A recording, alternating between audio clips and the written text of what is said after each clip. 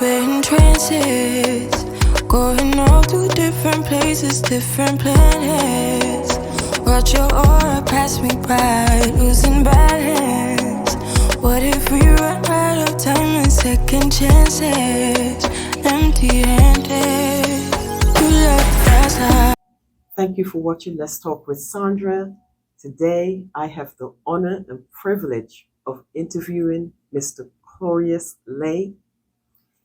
Mr. L is an attorney at law. He is the Lake County 2nd District Councilman. He holds the Nation Woodrow Wilson Feller. Am I saying that correctly? National Woodrow Wilson Fellow. National Woodrow Wilson Fellowship. He is a United Tom Master in checkers. Right, I'm equivalent to a chess grandmaster, except I play checkers, Brazilian, pool checkers, Polish giveaway, American giveaway, and international board. I also play chess, but nowhere at the level which I play checkers. I was probably the second best chess player at IU in Bloomington, Indiana in 1962, but I stopped playing at 65. Okay. And chess. I'm going to start. Let's start with, first of all, where you were born, year and date for me.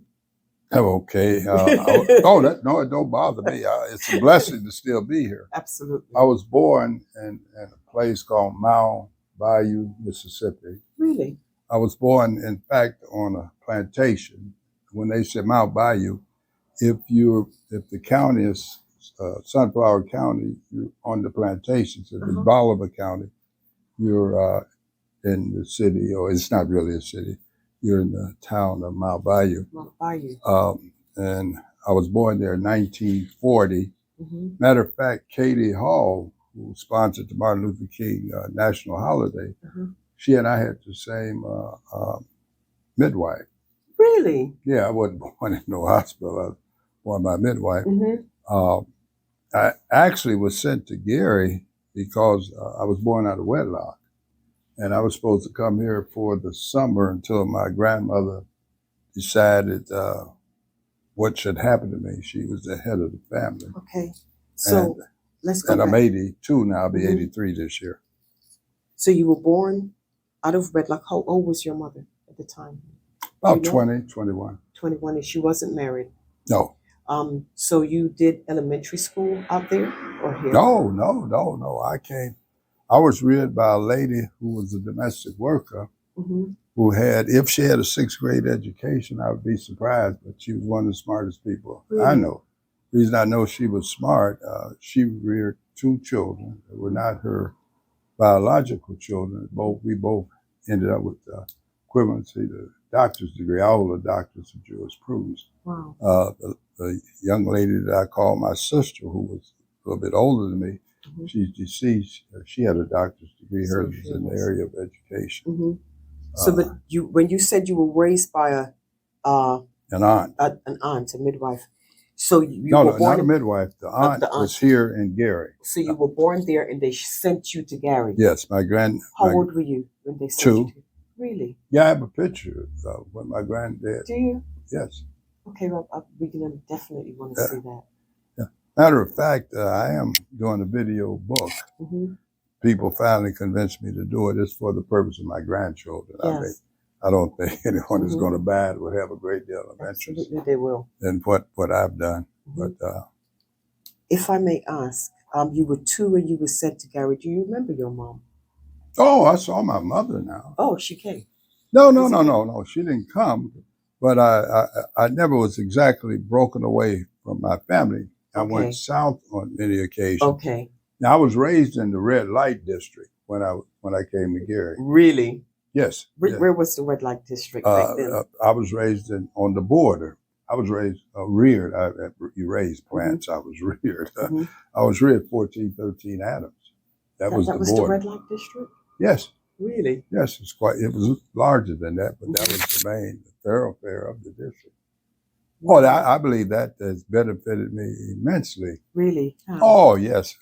My informal education probably by far exceeds my formal education. Really? And I've been to almost too many schools to name. So let's give me the names of the schools that you attended here in Gary.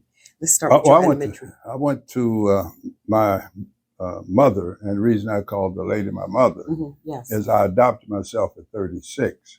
That was one of the first actions I took when I became a lawyer. Yes, I adopted. Well, she deserved it. I mean, Yes. she more than deserved. She had reared a child. Rearing children is very difficult. So I started out at what was called a neighborhood house, because that's what she cleaned up at the age of maybe 2 and a half. Because she took me to work and she couldn't afford no babysitter. Yes.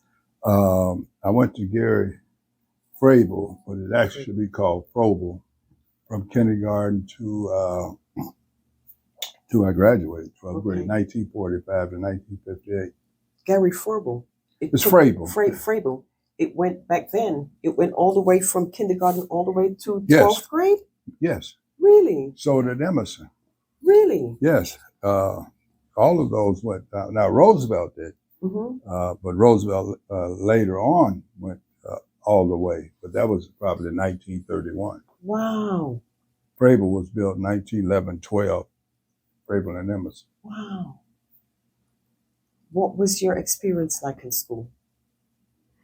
It's good. I ruled politics. I was an honor student up until maybe my sophomore year. I was Frable's top cross country man. But what I did in my sophomore year, because of the economics of my family, I mean, we really didn't have it.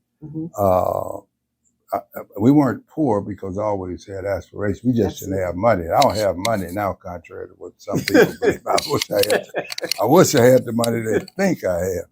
But anyway, I'm sorry. What was the full question? My question was, what was it like for you in high school? Oh, I did very well. I think I come out of grade school #1, tied for #1 academically. And you were saying that until your sophomore year. Yeah, in my sophomore year in the summer, going into my sophomore year, I quit. Well, I shouldn't say I quit. I let my studies slack off. I did run my sophomore year, and my greatest accomplishment in cross country, I beat Roosevelt. Okay. That's my greatest. You did track and field. It's cross country. Cross country. I ran 2 miles. That was my greatest accomplishment, and I had a name. They called me Lay of Frable. Okay. I'm not going to mention the people. I'm not going to mention the people I beat. I mean, one of them is still alive, and we get along. So okay. I'm not going to tell the public that I beat him. So, and the reason my grades fell off is that, matter of fact, I did some other things people are not going to believe. I signed my own report card. Did you? I had absolute freedom from the time I was 12 years old. Wow. I made many decisions. And one was I went to work in the pool room. But the reason I went to the pool room was not to work. I went there to play checkers. I had far exceeded. How old were you? I was 13, 13, 14. And you were working in the pool? No. My initial introduction to the pool room, which was really I think it is, I don't know, really control where I went in life, was to play checkers. Yes. I was far beyond the students. Yes. Probably at age 10 or 11. So this pool room on 18th and Washington, run by Jimmy Dent, in the window were people playing checkers. Yeah. So I had moved from the border, 14th and Adams, and I moved other places, but I was at that point I stayed 2301 Connecticut, which meant I was in the Roosevelt district. Yes. Frable people were aware; they never even suggested that I change and go from Frable back to Roosevelt. Roosevelt, right. I was Frable's top cross country person. So I would pass this pool room and I would stand outside and look in while they played checkers. Yes. And finally, one day it was raining. I guess I don't know what you call it. It's a little area you can go into the pool room. Okay. Without being in the pool room, you're still outside, Yes. but you're closer. And they waved me in. There was a guy named Mr. Young. I don't forget his first name. He waved me in, and so I went into the, and they were going to show me checkers. Yes. Which they did. So most of them believed they taught me checkers. That's how, what they actually did for me, they caused me to be an attorney. Wow, really? And none of those individuals, it was a bunch of men, none of them, you know, had formal education. Yes. And I've been around some very people without formal education that I've learned in some cases what not to do. Yes. And I know them by name, and most of them had no formal education, but they let me in the pool room. And because I was reared by older people, my parents were much older. That's one of the reasons I came to them. They couldn't have a child or children. And so they allowed me to play checkers there. I had to stay in the window. I couldn't go past the table into the back because they were, you know, playing cards. They were gambling back there. And so I continued to come in pretty much every day after school when I probably should have been somewhere studying. Doing your homework. Yeah. Well, I got around that. I created I had tremendous freedom at Vrabel. Yes. I created 2, what is called study hall, period. Most people only had 1. Yes. I had 2. Especially as I moved through the school. And so I would play checkers every day, and all within 6 months, I was probably in the top 10 checker players. Wow. Yeah, in the city. Within 6 months? Yeah, but they weren't better than me. What you also could do was study books. And they objected to the fact that I studied books, which probably studied my growth. I mean, there's nothing wrong with it. And they used to call me boy genius because of the level at which I played. Oh yeah, by the time I was 16, I was at least number 2, 3 in the city. Wow. Now you said that playing checkers with those older men turned you into an attorney, made you an attorney. Right. Okay, most of the people I ran around drank wine. So between cross country and checkers, you couldn't drink. Yes. And they drank wine, and but you know, I'm not saying that was bad. They were partying. Yeah, they would do all of that. Yes. Well, I'm sitting in a place with older men. And these are much older men. They're some cases are pretty much the majority of them are grandparents. Yes. I think the closest person I was at age was 15 years older than me. Wow. Now Jimmy Dent was way older, you know, than I was. He was 30 years older. Wow. So, for instance, even when I first went to, as soon as I graduated from high school, I went into service. You did? Yeah, I went to the United States Air Force. Did you? In less than 30 days, I took an exam, and I did very well on the exam, but after they told me there was no slots in Gary. Well, thank you for your service. Thank you, to be inducted into the military service. They told me to go to Hammond.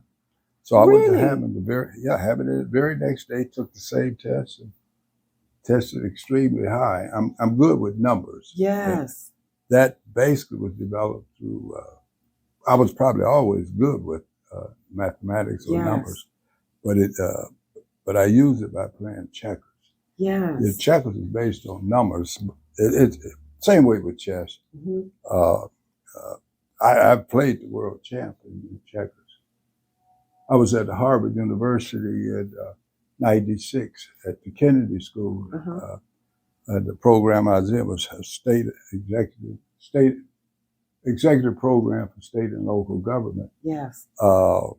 Another person who had went by the time I was Jim Holland, who was deputy mayor of Gary. Mm-hmm. So I was out there in '96, and I played a guy named Ivan Cooperman, Mm-hmm. who at that time may have been the greatest checker player in the world. Yes. And he's a very different man. Mm-hmm. He was a Russian Jew. Mm. But when I was at his home, it was outside of Cambridge. I'm not sure, I can't remember where it was. Yes.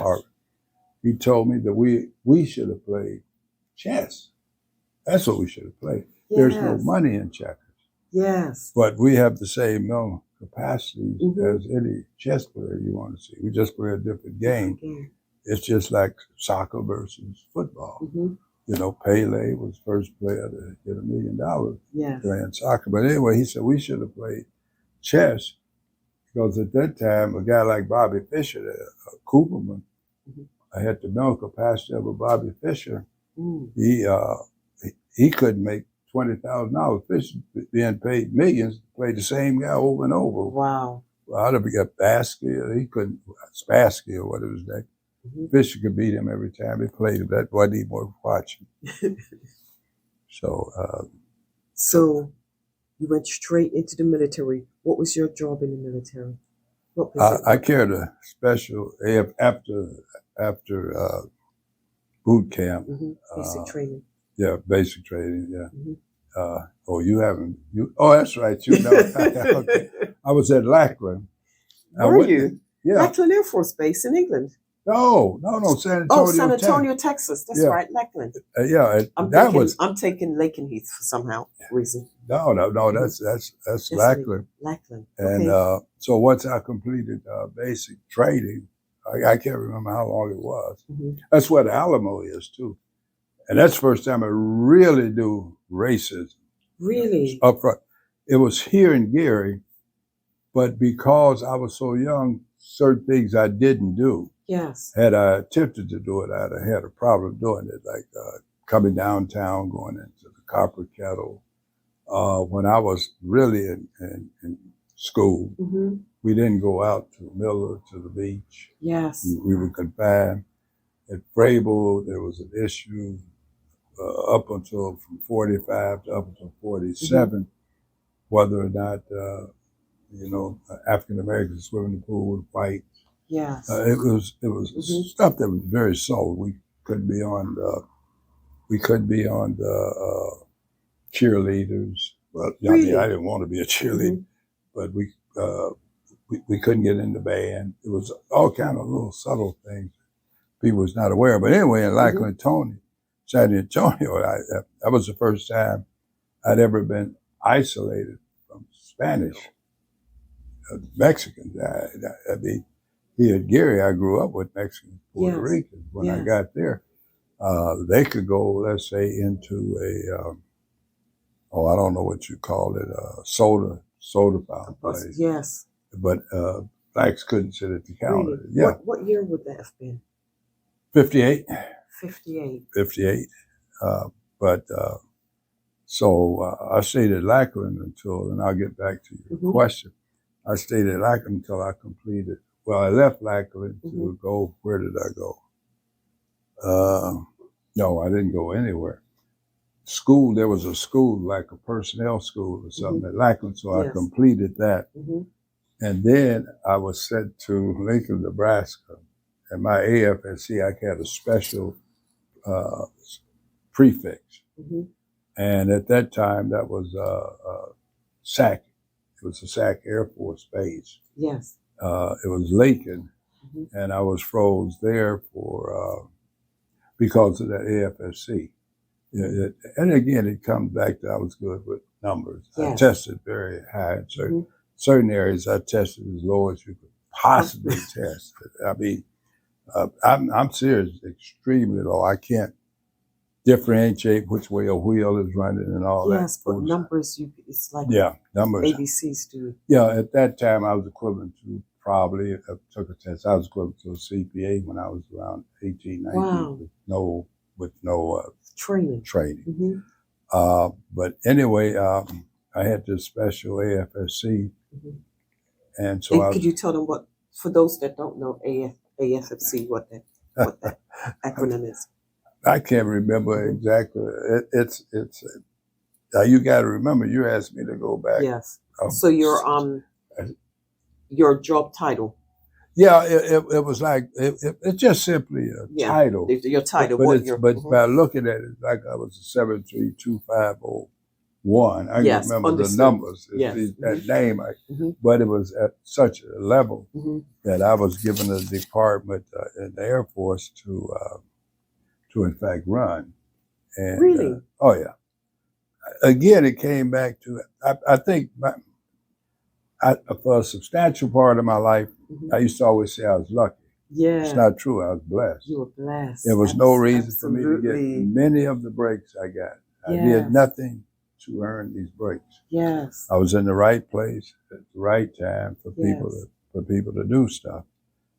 So once they froze me in Lincoln, they then froze me at numbered Air Force, which don't make much sense to most people, but I was in the 2nd Numbered Air Force, and they finally froze me at SAC. Wow. Which was in Omaha, Nebraska. Oh. But I'm going to gear away from that. While I was in service, and I had to be around 19, going on 20. It was an argument. I was in this place.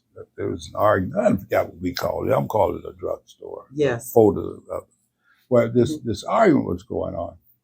And it was like arguments that took place between people from Roosevelt and people from Frable. Yes. Who was the best? So they were arguing about these two people. I'm going to withhold one name until at the end. Yes. So they were arguing that this guy was. Let's try to make sure you don't cover it. Doesn't cover the mic. Oh, okay. I'm sorry.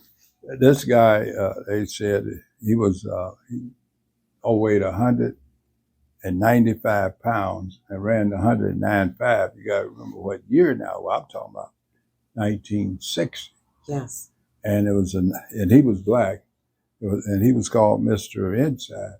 There was another young man in Lincoln that ran 109.5, and he was much smaller. He was white, and they called him Mr. Outside.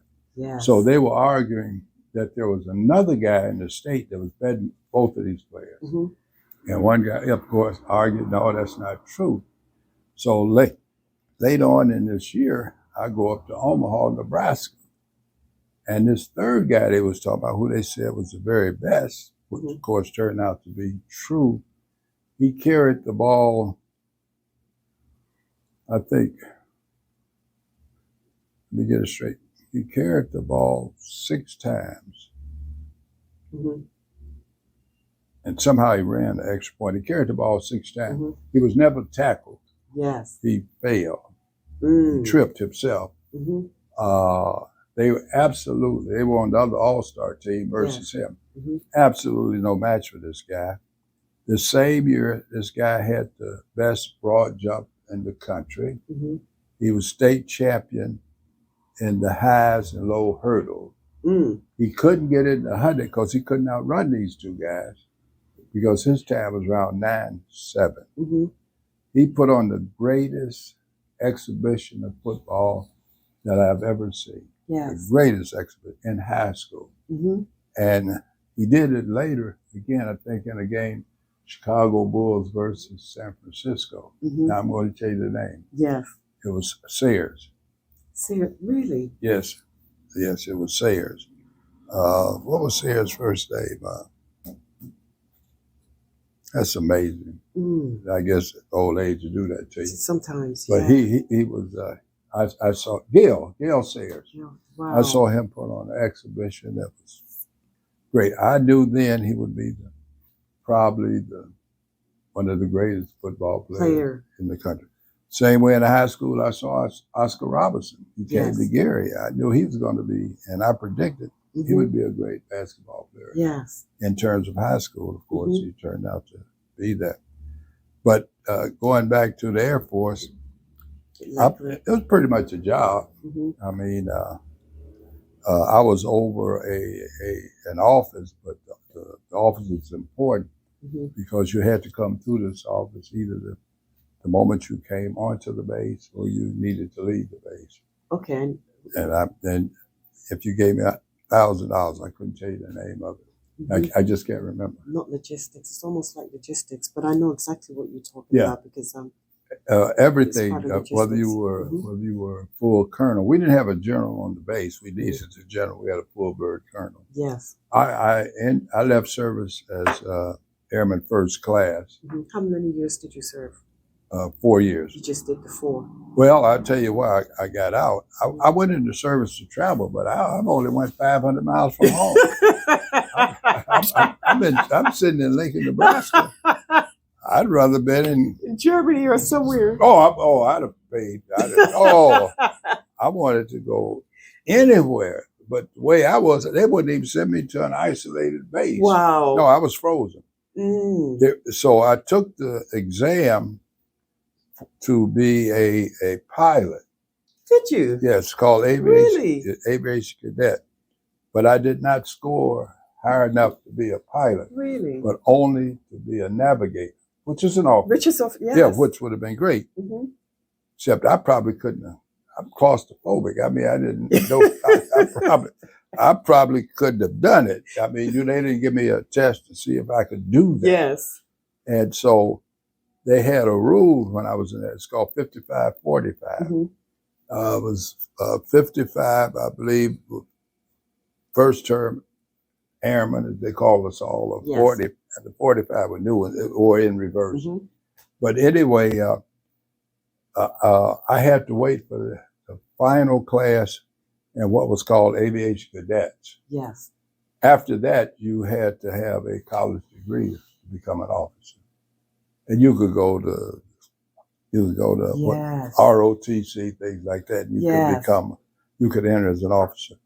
So I had to re-enlist. And no matter what I did, that I'm still froze. On that base. Yes, I'm froze. So if I re-enlist, there was no question I'd get the rank. I'd get the rank. Yes. I was getting the rank as fast as you could get it. But I would have been stuck. And the fact that I could, had they allowed me to move anywhere, I did 20 years. Wow. Oh, no, it wasn't bad. There was no jobs when I left.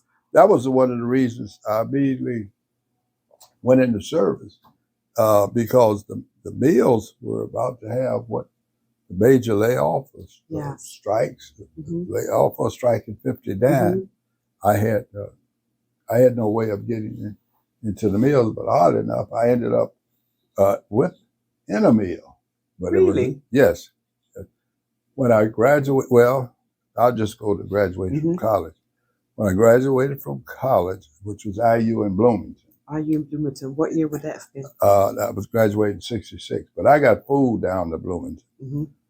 I would have, my family, since, again, the lack of education triggers problems.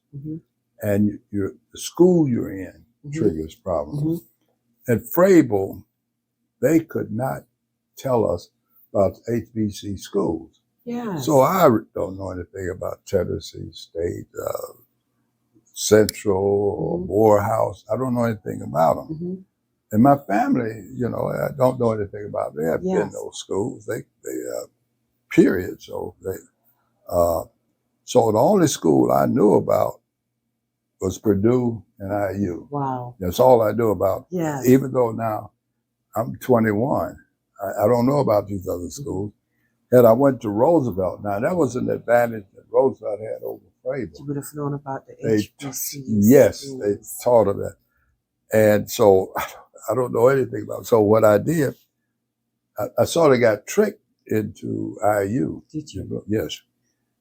I went down to IU in the summer, and I never saw so many attractive, I was single, I never saw so many attractive African-American women. Really? Of course, at that point, we were still black. Yes. We became African. Yeah, you didn't see so many black women. And so I knew this is going to be, heaven to come back here. What I did know, IU had the largest master's program in the country in education. Really? When I got back there, I went, let's say, in I don't know, June, July, Mhm. whatever it was. Oh yeah, there were women from Spelman everywhere. I mean, this is really because I was a little older than a normal Yes. freshman. Well, I was older. Yes, because you came out of the military Yeah. then went in. Yes, Right. yes. Mhm. And sometime, well, not most of the time, life experiences will exceed formal education. Yes. Although I entered IU, I tested out 2 years of college Wow. because I did that while I was in service. But Mhm. anyway, I had to take tests at IU. Mhm. When I got back in September, if there weren't out of 40,000, see, these satellite schools didn't exist. Yes. Out of 40, there probably wasn't 400 dark people there. Dark. Oh, I'm not talking wow. about African American. Dark. Yes. And There were no black. not enough. There Not enough. were enough. Not enough for me to get one. Yeah, but so I stayed there, but that affected where my daughter could go to school. Really? Yep. But I lied. I lied to her. I certainly lied to her. Yeah. I told her I would not pay for education, but to 2 schools, Yes. Spelman Mhm. and Hampton. Yes. And had I knew after what I knew now, Mhm. she'd have had to only go to Spelman because she went to Hampton. But when you come from Hampton, you got to come to Atlanta. Yes. The airfare was killing me. What? She had to change planes to make it direct. So she went. And, So, I mean, that is the one part of all of the schools I went yes. to So that I think I was a failure. you attended college, and finally you were studying law. No, I had no. First, I had no incentive to go into law. Really? No. Based on what? I really didn't have a lot of incentive to go to college. Oh wow! Really? Yeah, I went to college because I was a little bit lazy, and I didn't want to work in the mill. So that's what I knew. Oh, I didn't want. No. Really? It later become the greatest place to be. Isn't now. that something, right? Yes. So when I got out of college, Mm-hmm. and I'll just What did you study first? When you accounting. I have an accounting. Oh, you went in for an economics. accounting. Yeah. Okay. Again, numbers. Yes. I couldn't go into mathematics. Mm-hmm. I wouldn't go because you had to take a foreign language. Really? Yeah, they required that would have given me a BA. Yes. I have a BS with a concentration in accounting and economics. Yes. In 1966, I was qualified to sit for the CPA. Really? I made not any longer. I mean, I don't know Yes. because I took law and I Yes. never made the low A law Mm-hmm. in undergrad. I mean, undergraduate school. Mm-hmm. But law at that level, you can learn.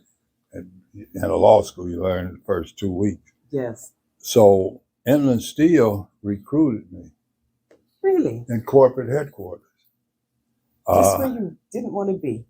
Yeah, I went to corporate I'm headquarters. talking about the steel mills.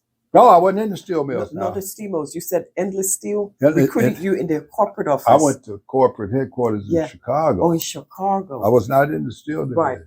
I guess what I'm saying is the way life goes, because you went into the military because you really didn't want to be bothered in the steel mills, but you ended up Now, being don't a part of that. misunderstand me. I didn't see anything working for steel, wrong right? Mm-mm. with the steel mill. Right. Understood. Because I just at that, I have worked in the Yes. steel mills. Mhm. I worked there in the billet mill and stuff like that I in the guess you summer, didn't want but I that just to be your didn't like it. career. I just didn't like Mhm. it. You didn't want that as your career. No. But you ended up now in In college. corporate.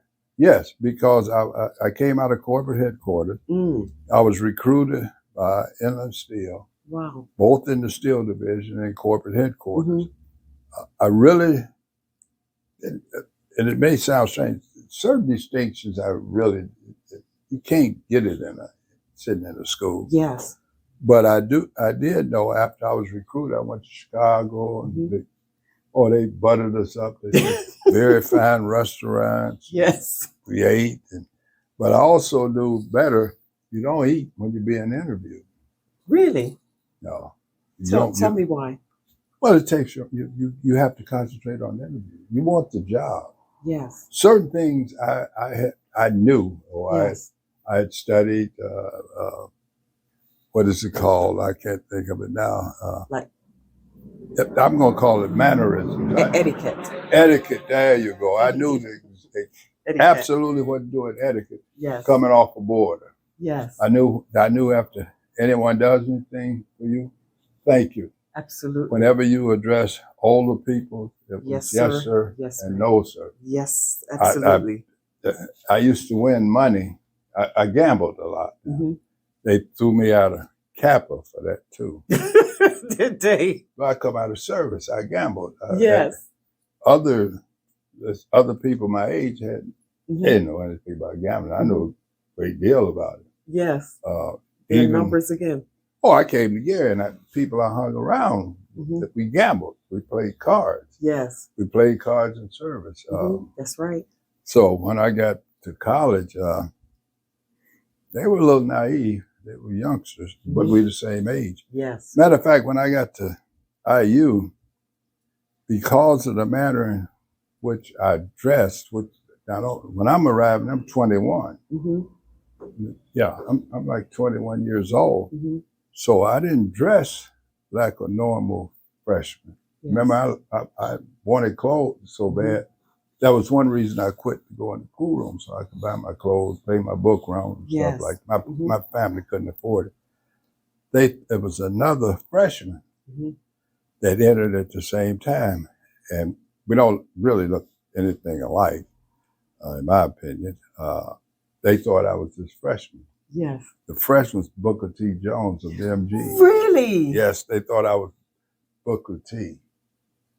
And I had to sort of holler the guy out of East Chicago. He was of the opinion. Again, I was blessed. I did not look like I was 22. Yes. I looked more like I was 17 or 18. Yes. The only difference, I dressed different. Yes. Well, after I talked to him a few minutes, he understood to go away. But they thought I was Booker T. Jones. Isn't that something? Yep. And of course, I know Booker T. I recruited him in the Kappa. He was an amazing individual. Well, he's still living. Booker T. probably played 17 different instruments. Really? Or the moment he had entered IU, he graduated. What do you mean? There was nothing they could teach him. Really? No, he didn't go to high school. Yeah. He went to it's an institute for music. Okay. What's the best one that you go to? Is it in New York? Yeah. What it was? The Alex Haley. No. Not Alex Haley. Ivan Haley is. No, if you enter this school, you go there for music. I'm not sure. It's the top, but it is making. Julie Hall. Yeah. Julie Hall. Yeah, something like that. I don't think we're pronouncing it right. But anyway, what he went to like a place for music. So here's a guy that when he entered, he graduated in music, not in school. Absolutely, absolutely. Yeah, he didn't have to take it. He played 17 instruments. Yes. He had perfect pitch. Yes. That's the first time I found out what that meant. And he could play, he plays the organ, the piano, the trumpet, just a the musical drum. Genius. Yes, that's exactly what musical genius. Yes. And he entered IU he was either 17 or 18. They thought I was him because of my dress. And, no, he wore blue jeans and stuff. He's a youngster, but he's well off. So, but anyway, I ended up in Chicago. Inland Steel. And what made you? When did you decide that you wanted to get your law degree? Oh, that's way later. Really? Yes, that's way later. Inland Steel allowed me to come back home for federal programs. At that point of a major program, I was Mayor Richard Hatch's youngest appointee. Were you? Yes. And I first met him. And he was a lawyer. I met him in 62. Wow. And we talked. Mm-hmm. And he, in fact, told me he was going to, it was 62, 63. Mm-hmm. Might have been 63. He told me he was going to run for mayor in 71. Really? He ran for mayor in 67. Yes. And that's because of a guy named Dow. Yeah, I'm really tied into politics. Yes, I love Right, it. right Go in right there. ahead. So what happened, Dozier Allen, who's still living, matter of fact, he is 92. Mm-hmm. He was Cayman Township trustee, and then later on he became mayor for a brief time. Mm-hmm. He ran for Cayman Township assessor. And the Cayman Township assessor has, it was basically Griffith. No, I'm sorry.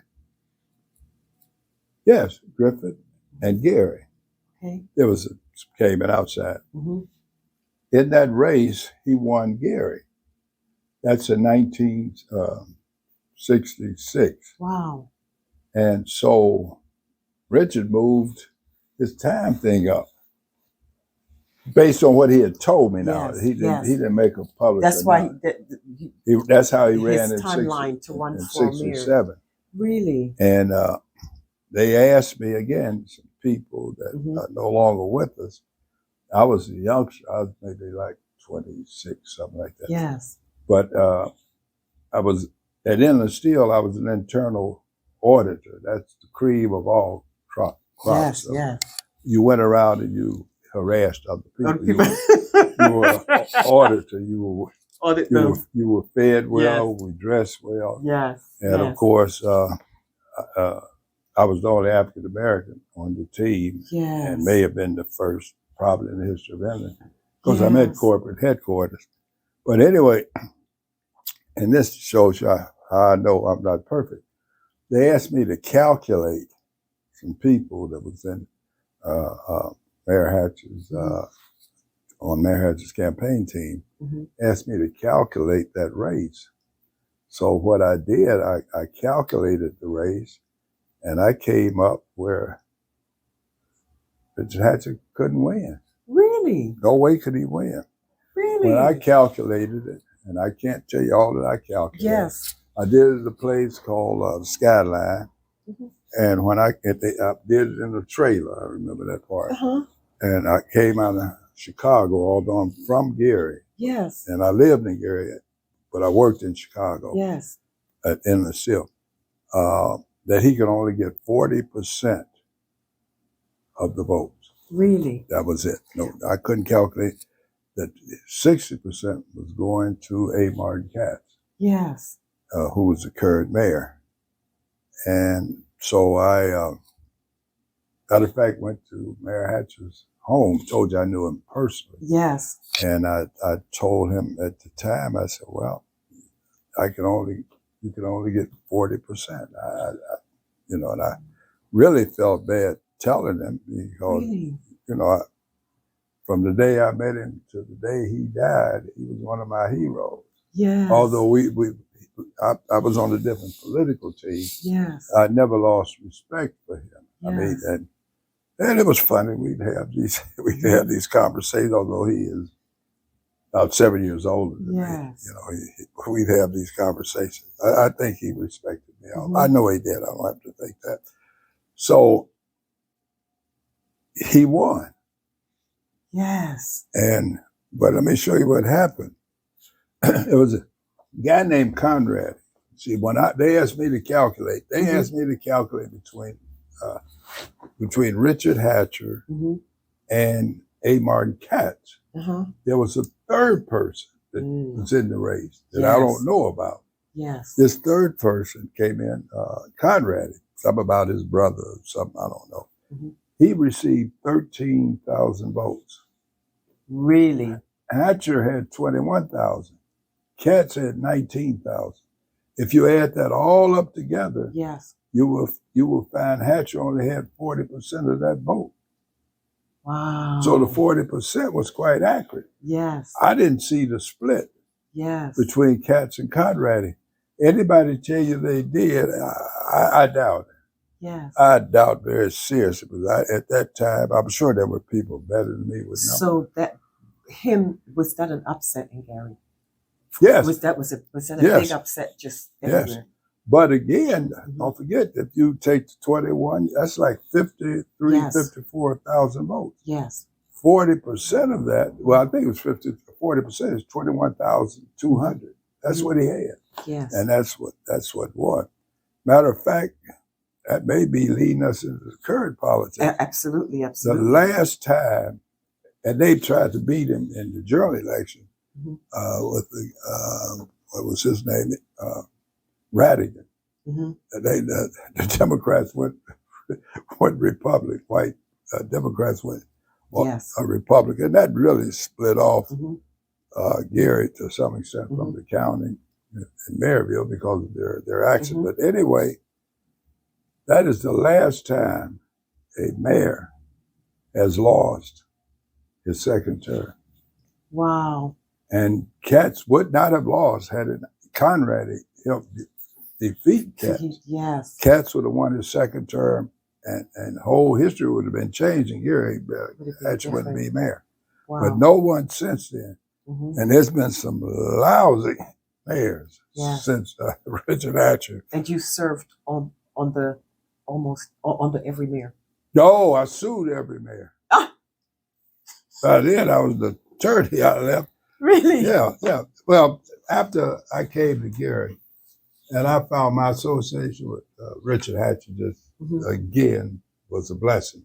Most people don't realize it because it's never come up. Yes. I worked in the federal programs, but he did not give me the program, or I was not given the program I came to Gary to do.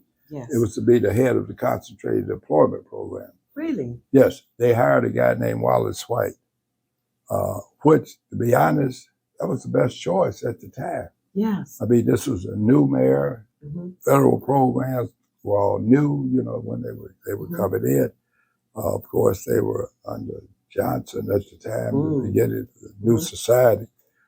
That may not been, I don't get what Johnson was called, but anyway, so because of that, I had taken a cut in pay coming from Inland Steel to Gary. Wow. See, initially when I looked at it was real cut in pay. Yes. But I also decided something that I've not said agree. Federal programs was bad for African Americans. Really? Absolutely bad. Yeah.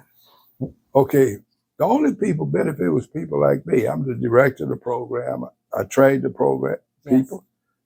The only place they can get a job is back in the federal program. Yes. But that's all we had at the time. If that's all you got, then you certainly have to take the best of all worlds. Absolutely.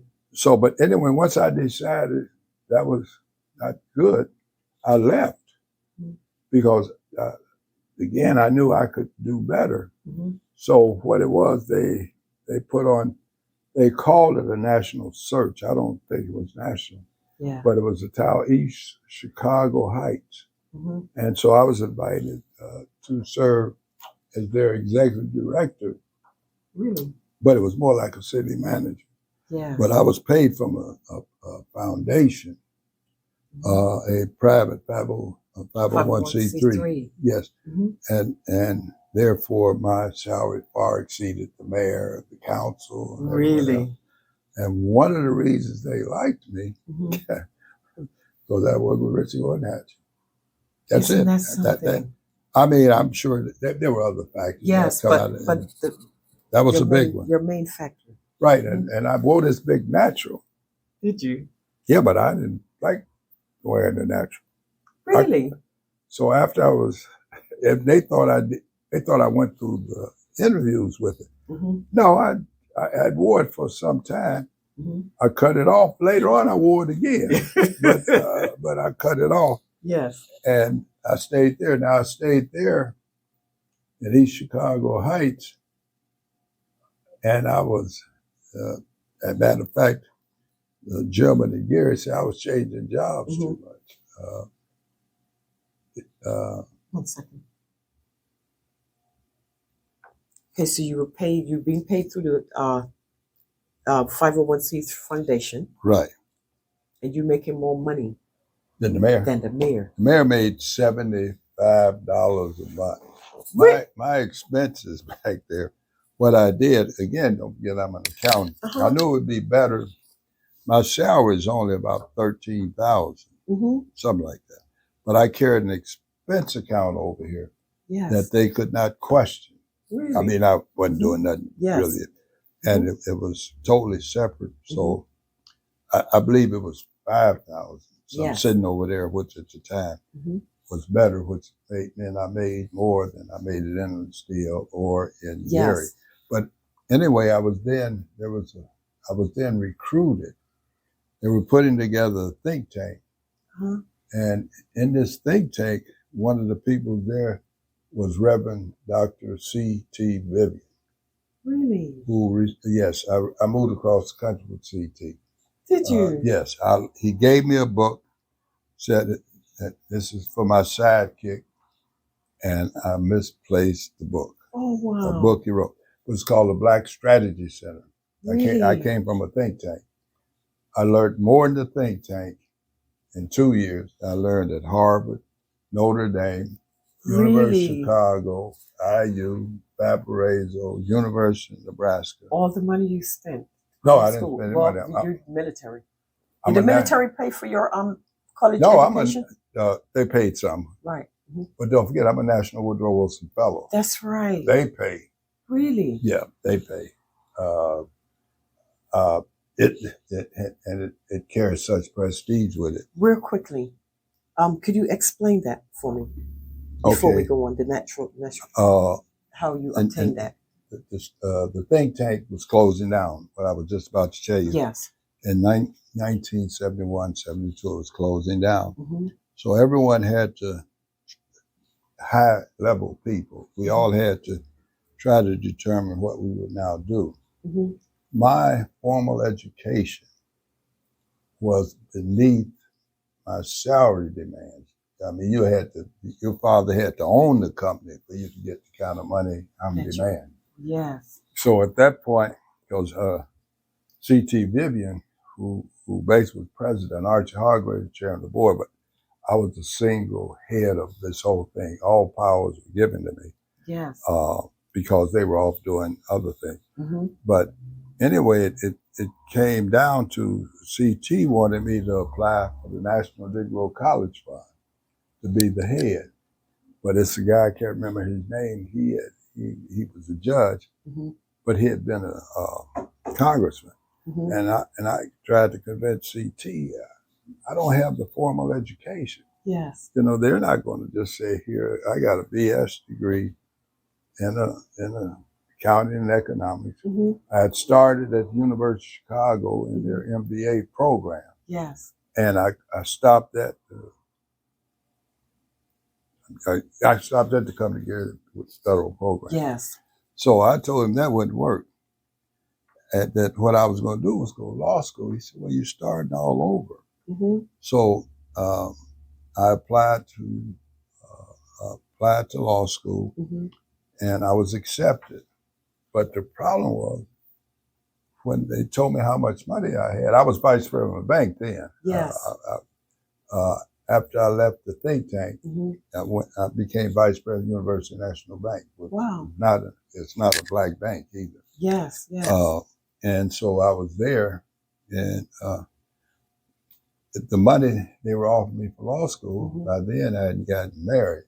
Matter of fact, the reason I went back and took a job, I don't even think my wife will know that, is because I got married. I consulted. I got paid to talk to people. Yes. Because I come out of this think tank. The think tank. But, sporadic income. But I stayed in Lake Meadows in Chicago, which at that time a fancy prestigious. Yeah. So I made enough money to keep doing it. And plus, I could always come home. Like they all do it. But yes, when all else fails. Yeah, I could come home. So, but anyway, that wasn't working. So I told CT, I said, I'm going back to, I could have went to probably Shaw University with Dr. Hargrave. They took over Shaw University. Yes. university without walls and all of that. So I told him I'm not going to apply to the Negro College for it. I don't qualify. Yes. I was a lot more practical, even though he was a whole lot smarter Yes. than I was in terms of the real world. Yes. And he's much older, but I was more. So what I decided to do is apply to law school. And I did apply, and I was admitted, and then I found I don't have no money. I can't quit my job and go to law school. I never dawned on me to go part-time. Yes. So I said, no, I'm not going to do that. I reapplied to law school, but in the interim, I was told about the National Woodrow Wilson Foundation. And what it was a competition. And so I went in for an interview. And don't forget, I come out. You come out of a think tank. Yeah, I come from a think tank. So they asked me a question. They said it had been an issue before the United States Supreme Court whether or not busing was on busing. Okay. And one judge, associate judge, recused himself. That was Thurgood Marshall. Okay. He said he was going to recuse himself because he had a position. Yes. He had spent his life arguing that we should go on integration and all of that. And so they asked me, what did I think about it? I said he had made an extremely poor decision.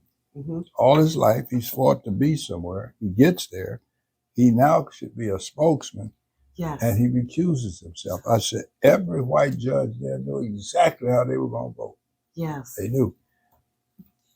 They then they wanted me to repeat this answer. Yes. They brought some people back into some new people. And they asked me, so what is your position on Thurgood? I said, it's a bad decision he made. Yes. I mean, a man that certainly far exceeded anything that I've done in my life. It's just a bad decision. Yes. He should have answered by saying he's going to stay there. Absolutely. He's no different than anybody else. Black folks sometimes are just too nice. That may be why we're having all of our problems. We're just too nice. Too nice. Where he recused himself. 8 people voted for busing. The busing issue went through favorably. I believe that was one of the key questions they asked me that led to me getting the National Woodrow Wilson Fellow. Yes. Now, once I got that, I could go to any law school I wanted to. Of choice. Yes. So I applied to Harvard, IU. I can't remember if I applied to IU. I didn't apply to University of Chicago, which I should have, because I was there for the MBA program. Yes. But the MBA was harder than the law degree. Wow. The GMAT is harder than the LSAT. I didn't realize that until I got into law school. So I applied to Harvard, IU, and Valparaiso I didn't have to apply to. They'd already admitted me. But I told them I would consider. And I was admitted into Harvard's law school. Yes. Harvard Law. But what they did, they admitted me with maybe less than 2 weeks to come to school. Really? So I just got married. Of course, I've never mentioned that to my wife. I said, I can't do that. I mean, we moved from Chicago to Gary. Yes. Because I knew Valparaiso. I was admitted to Valparaiso. I also wanted to get out of law school in 2.5 years. I found out about that. Yes. Because I felt I was too old to be going to school. I was ashamed. Really? Yes. And that was an honor. I was ashamed. I was 32. I'm just telling you the truth. I believe that. I hid the whole idea of me being in law school. When I graduated from law school, there were people in Gary who didn't even know I was in law school. Really? I thought I was too old. Isn't that something? 32. I thought I was old. And that was absolutely okay. That was actually when I got that was for you to go back to school at that age. That was admirable. No, that wasn't nothing. I went to Harvard at 96, at 56. Did you? No. You weren't ashamed then. I knew it was too old because I was the same age as as a matter of fact, I have some letters. They said, we are amazed that a person with your background would now appear even at Harvard. I was at the Yes. Kennedy School. Yes. Why I would do that. And we were definitely going to take a look at all these awards and certificates that you have on the wall. Yeah. We're going to do. Well, walk yeah, through. that's where, Mhm. the Harvard one is over there. But that's the Kennedy School. Now, I could have stayed at the Kennedy School one more year and got a master's in government, Yes. but because of my background, but I wouldn't do it. One of the people with me in the program, I didn't know him at the time. He stayed. He entered the Kennedy School with a requirement to complete it in 1 year. Yes. In which they would have given me. My background was even better than his. But so that was why I turned down Harvard Law and went to Valparaiso. And when I went there, the professors found out I was talking about graduating in 2.5 years. Yes. Well, that wasn't the way other African American students were going, but my background far exceeded theirs and the faculty. Yes. My second semester in law school, I was part of the admissions. Wow. Matter of fact, I got them to vote to roll in black students. That lasted about 24 hours. They couldn't do that. I knew they couldn't do it, Yes. but they agreed to it. But so they said that, other black students were, trying to get in and out. Not in 2.5 years, just get in and just out. get in, period. And out. I did in 2.5 years. Did you? In order to do it, I had to continue in school, and I had to enroll in Notre Dame. Did you? And that's how I get to London. That's how you got to London. That's how I got to London. What year would that have been? 73. 73. No. Yes, 73. Uh-huh. I graduated in 74. I graduated in December 20th, 1974. Yeah. That was 2.5 years. Matter of fact, I have had, again, is blessed. They gave me a year of tuition for a semester. Did they? Whole year. They gave me the whole year. I needed something in order. And my last semester, I took 18 hours. Wow. And I got a D in a course. I had such influences. They told me, well, maybe we should either let you take it again or regrade it. Yeah. I said, oh, come on. I said, I've already been admitted into graduate law school. Yes. See, I was admitted at Boston. I think Gene W. might have admitted me to George Washington. And John Marshall. I was going to get a LLM, which is a Master's of Law. Masters of Law. Yeah, Master's of Letters of Law. I was going to get that in taxation. Then I figured out who are my clients going to be.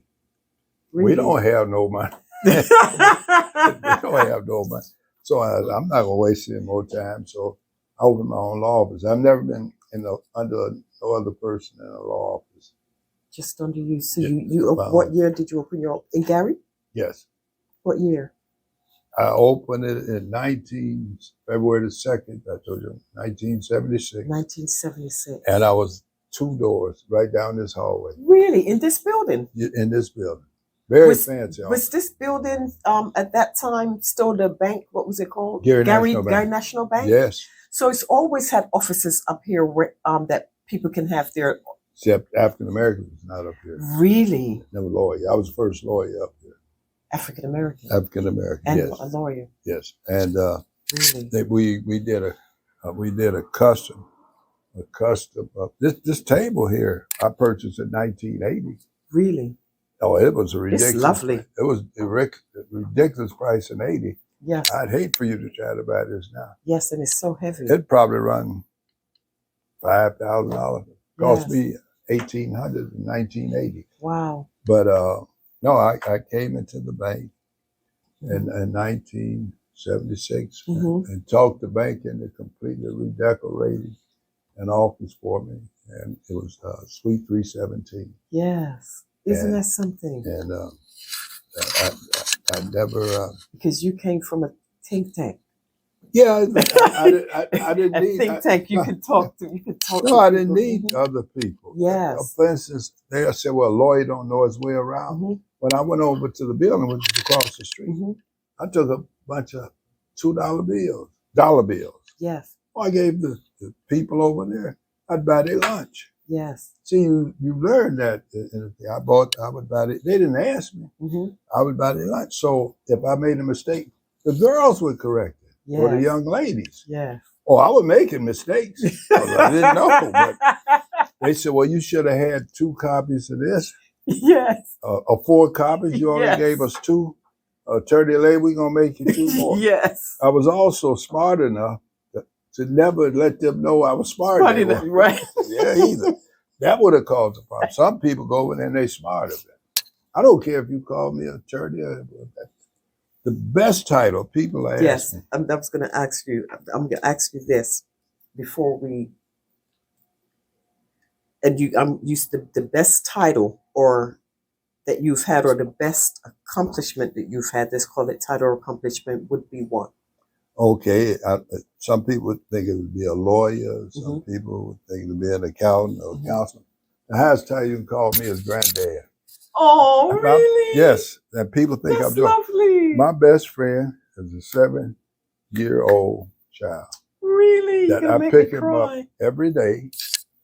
And if we don't conclude this interview before that time, this interview going to be cut short. Yes. He's my best friend. I pick him up from school. He is. Is that your only grandchild? No. He's just the youngest. Yes, he's the only boy. He's smart. Boy. I mean, he really. I thought his mother was smart. He's way beyond his mother. See, he's a chip off granddaddy's No. shoulder because you were smart too. No, nowhere near him. No. He's amazing to me. And we've been discussing. I told him he could go to Morehouse. Yes. Or Hampton. Yes. Those are your 2 choices. Yes. I've asked him to become a lawyer. He wants to drive a train. But he's gonna do both. He's gonna satisfy my request. Then he's gonna go drive a train. We'll go drive it. That is lovely. He'll figure out he can't do that, but he might surprise you. No, you can't do that. Why would you get all that education to drive a train? Because some people do. No, they ain't gonna do. They ain't gonna get 7 years, 8 years at a cost. When I went to law school, the cost of law school was $3,000 a year. That same law school now may be $100,000 total, yes. $150,000. Oh, I tell you another thing. At one point, my law partner, he really was junior to me, was Robert D. Rucker. Have you ever heard that name? I've heard the name, but he's the first associate justice of the Supreme Court of Indiana. Really? Yes, he was. Yeah. He was your law partner. Yes, and we were here. Oh wow! Yeah, we were here, and matter of fact, I had some people that came with me who were very, very smart, very well. Yes.